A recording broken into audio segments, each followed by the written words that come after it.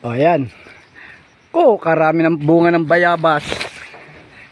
Ganyan magaling. Oh, ang dami ng bunga. Kasarap tumira rin sa bukid. Eh, kahit wala ka ng pangkanin sa bayabas lang ibusog ka na. Ayan, ang puno ng bayabas namin. Oh. Oh, ayun yung kubo na ginawa namin, oh. Ayan na yung mga tinabas namin. Ayun, yung lutuan namin, oh. Ayan, ang lutuan namin.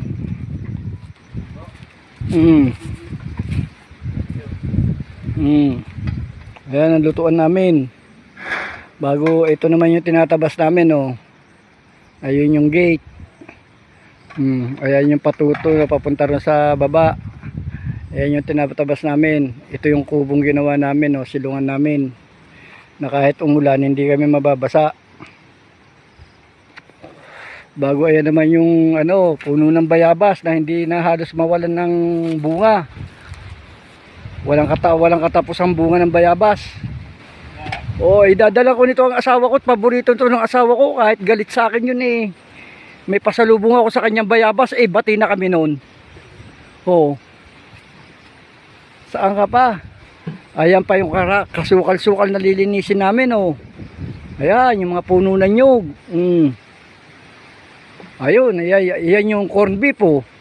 May corn beef kami rito. Ay hindi ito kaw, corn beef to.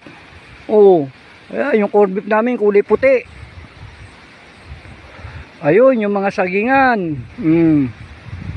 Ito yung ipapaararo namin. Gagawin namin taniman. Ayan.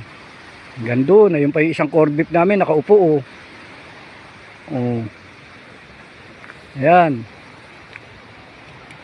Ayan, hanggang dun yan sa kaloob-looban. Ayan pa ang lilinisin namin. Napakaluwag. Ayan na, doon kami nagtayo ng silungan namin na kahit umulan hindi kami mababasa. Ayan na nga't madilim na yung langit, klaseng nagbabadya ang ulan.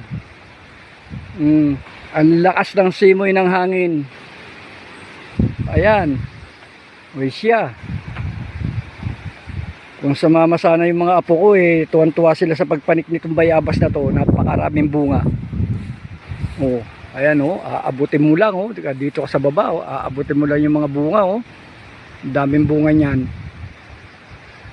Siya, hanggang dito na lang. At kami magpapahinga muna at klaseng uulan.